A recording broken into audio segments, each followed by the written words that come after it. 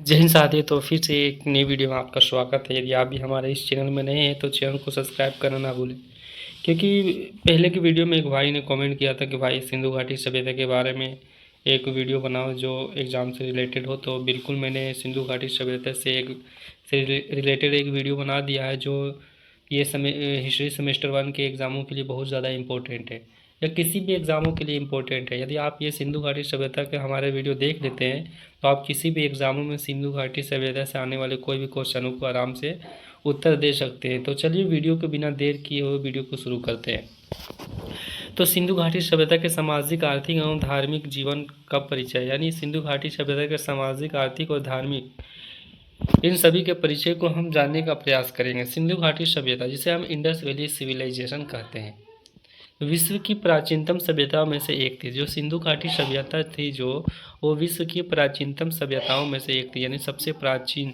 सभ्यताओं में से एक थी। इसका विकास लगभग 2500 ईसा पूर्व से लेकर 1750 ईसा पूर्व के बीच हुआ था। यानी जो इसका विकास हुआ था, ये बना जो था वो कब बना था, तो 2500 ईसा पूर्व से लेकर 1750 ईसा पूर्व तक बना था, इनके बीच बना था।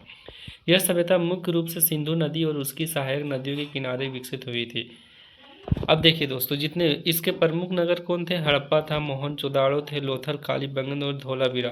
देखिए ये तो जब आज से लगभग 2500, यानी आज से लगभग कितना साल, बहुत साल पहले हो जाता है। जैसे कि इधर 2000 और 2500 उधर, यानी 4500 साल पहले अगर पीछे जाते हैं तो हम देखते हैं कि जितने भी सभ्यता खोज हुई, जितने भी प्रमुख नगर नगर खोज हुई, वो किसी न किसी नदियों के किनारे होता था, ताकि लोगों को आसानी होता था कृषि करने में, पानी को उपयोग करने में और जल का उपयोग करने में, हर चीज़ का उपयोग करने में आसानी होता था। इसीलिए वो नदी के किनारे ही बसता था। तो इसी तरह जो इंडस वैली सिविलाइजेशन यानी सिंधु घाटी सभ्यता था, वो किस नदी के किनारे बसा हुआ था, तो सिंधु नदी के किनारे बसा हुआ था। ठीक है, इसके प्रमुख नगर भी था, हड़प्पा था, मोहनजोदाड़ो था, लोथल, कालीबंगन और धोलावीरा आदि था।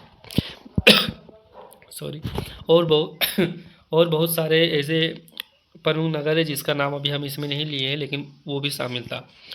सिंधु घाटी सभ्यता को नगर सभ्यता भी कहा जाता है, क्योंकि यहाँ सुव्यवस्थित नगर, सड़कें, नालियाँ और भवन पाए गए। इस सभ्यता के लोग को सामाजिक, आर्थिक और धार्मिक जीवन बहुत उन्नत था। मतलब इसलिए इसको नगर सभ्यता कहा जाता है, क्योंकि यहाँ जो नगर बना था, यानी यहाँ जो घर बना था, तो यहाँ घर बनाने का शैली बिल्कुल अलग ढंग से बनाया गया था। यहाँ की सड़कें बिल्कुल अच्छी थी, यहाँ की नालियाँ बिल्कुल सेफ थी, भवन एक सुव्यवस्थित ढंग से बनाया गया था, जिसे देखने से पता चलता है कि ये एक गांव नहीं, एक नगर के रूप में था।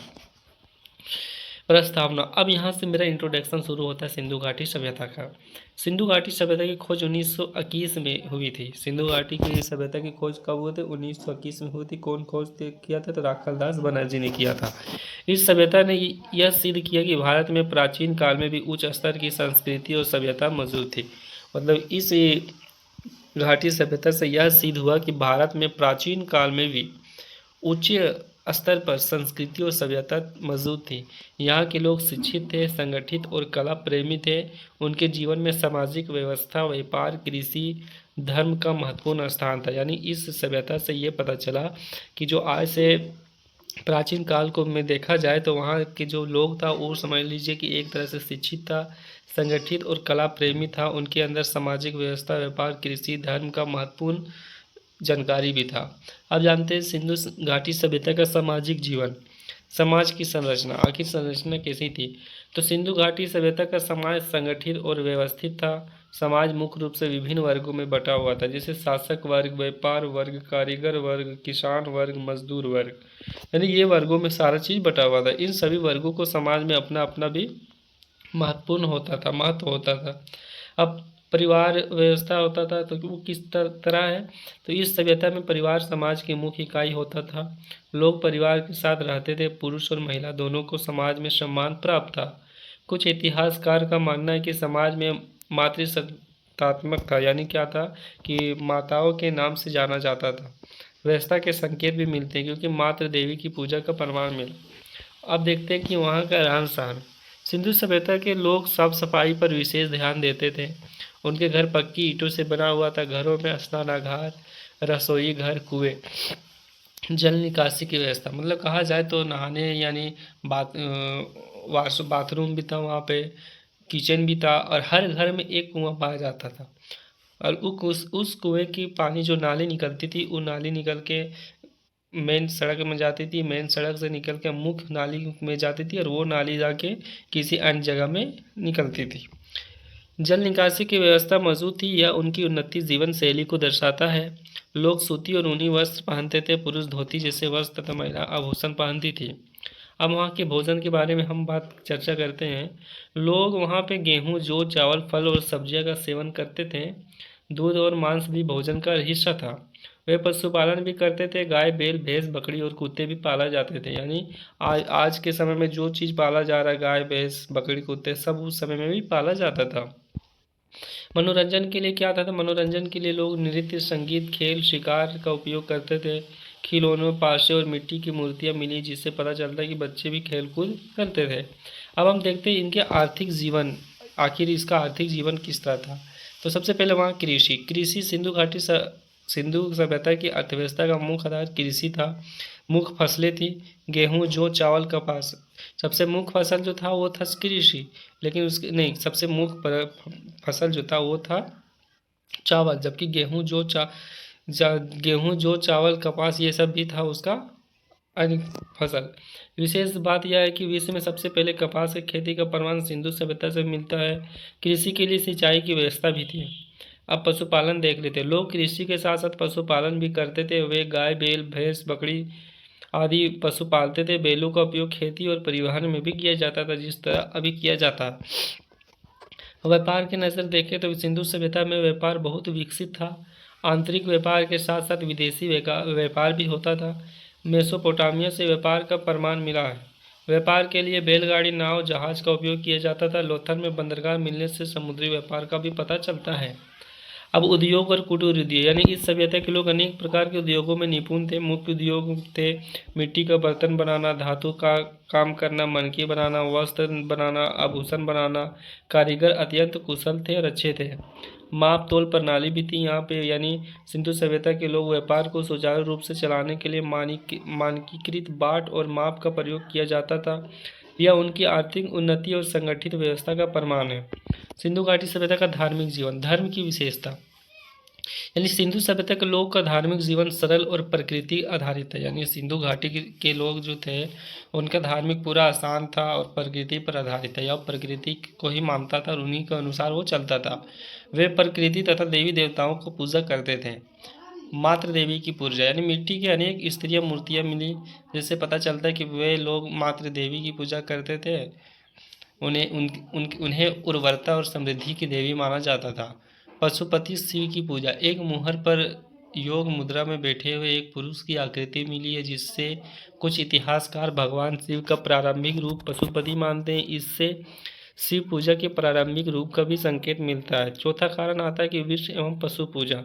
लोग पीपल वृक्ष की पूजा करते थे। वे बैल, सर्प और अन्य पशु को भी पवित्र मानते थे। यानी अगर हम बोल दें कि सिंधु घाटी के लोग जो थे वे लोग पीपल के वृक्ष को पूजा करते थे और बैल और सांप और अन्य पशु को भी पवित्र मानते थे। अब देखिए, ये नहीं जरूरी नहीं कि आप ये लिखिए कि वृक्ष एवं पशु पूजा, अग्नि पूजा, ये नहीं, आप उसको एक लाइन में भी, एक पैराग्राफ में भी सजा के लिख सकते हैं कि इससे शिव पूजा के प्रारंभिक रूप का संकेत मिलता है। लोग पीपल वृक्ष की पूजा करते थे। वे बैल, सर्प और सांप और अन्य पशु को भी पवित्र मानते थे। कालीबंगन से अग्नि कुंड का प्रमाण मिला, जिससे पता चलता है कि लोग अग्नि पूजा भी करते थे। ऐसे लिख सकते हैं, लेकिन अगर याद रहे तो आप ऐसे पॉइंट बना देंगे, अलग अलग पॉइंट बना दीजिएगा तो नंबर भी ज़्यादा मिल जाएगा, देखने में भी अच्छा लगेगा और ज़्यादा पेज भी भरेगा। तो आपके ऊपर डिपेंड पड़ता है कि आप किस तरह लिख सकते हैं। आप जिस तरह आप देखते हैं और सुनते हैं, अगर इसी तरह आप उसमें लिख देते हैं तो अच्छे से अच्छे नंबर मार्क्स आएंगे। और अगर आप कहानी जैसा लिख देते हैं तो उससे भी कोई दिक्कत नहीं, उसमें भी आपका नंबर मिल जाएगा। अब देखते हैं ताबीज़ और अंधविश्वास। वहाँ अंधविश्वास भी था। लोग बुरी शक्ति से बचने के लिए ताबीज़ का प्रयोग करते थे, जो अभी के दौर में लोग पहनते हैं। यह उनके धार्मिक विश्वास और धार्मिक विश्वास था उनका, लेकिन यह एक तरह से अंधविश्वास को दर्शाता है। वहाँ मृत्यु संस्कार, यानी मृतकों को दफनाने की प्रथा प्रचलित थी। कब्रों में मिट्टी के बर्तन और अन्य वस्तुएं रखी जाती थी। इससे यह अनुमान लगाया जाता था कि वे मृत्यु के बाद जीवन में विश्वास करते थे या ना करते थे। अब हम देखते हैं सिंधु घाटी सभ्यता की प्रमुख विशेषताएं। सुव्यवस्थित नगर नियोजन था, उन्नत जल निकासी व्यवस्था थी, विकसित व्यापार और उद्योग था, सामाजिक समानता था, कला एवं शिल्प का विकास था, धार्मिक सहिष्णुता था और वैज्ञानिक मापतोल की प्रणाली चलती थी। अब सिंधु घाटी सभ्यता का महत्व, आखिर क्या इनका महत्व है, इतिहासकार या वैज्ञानिक इनको कितनी मतलब मान्यता इसको देती है। तो सिंधु घाटी सभ्यता भारतीय इतिहास की गौरवशाली सभ्यता थी। इसने भारतीय संस्कृति की नींव रखी। इस सभ्यता में से हमें नगर निर्माण, व्यापार, कृषि और सामाजिक संगठन का जानकारी मिलती है। यह सभ्यता इस बात का प्रमाण है कि प्राचीन भारत विज्ञान, कला और संस्कृति में अत्यंत उन्नत था। यानी इससे यह पता चलता है कि जो प्राचीन काल का जो भारत था वो एक तरह से शिक्षित था। वहाँ की कला और संस्कृति बहुत ही अत्यंत उन्नत थी, यानी बहुत ही ऊपर तक उनको जानकारी थी। लोग अपने घर, मकान और नाली, सड़कें सब मतलब स्वच्छ रखते थे, सब साफ सुथरा रखते थे और सब सुव्यवस्थित ढंग से बनाए थे, ताकि घर का पानी अगर निकले तो नाले में जाए, छोटी नाले में जाए, छोटी नाले से निकल के बड़ी नाले में जाए, बड़ी नाले उस पानी को सीधे बाहर फेंक दे ताकि प्रदूषण ना फैले। इस तरह वो बनाया गया था। हर घर में किचन होता था, नहाने के लिए स्नानागार होता था और एक कुआं होता था, बरामदे होते थे। ये सब चीज़ देख के बनाया जाता था। हर घर पक्की ईंटें से बनी हुई थी। हर जितने भी सभ्यता निकली, जितने भी प्रमुख नगर मिला, हर नगर किसी न किसी नहर या नदी के किनारे बसी हुई थी, ताकि लोग आसानी से पानी का उपयोग कर सके। तो ये सब था सिंधु घाटी सभ्यता का। अब इसका निष्कर्ष देख लेते हैं, यानी उपसंहार देख लेते हैं। सिंधु घाटी सभ्यता का सामाजिक, आर्थिक और धार्मिक जीवन अत्यंत विकसित और व्यवस्थित था। यहाँ के लोग मेहनती, कला प्रेमी और धार्मिक प्रवृत्तियाँ थे।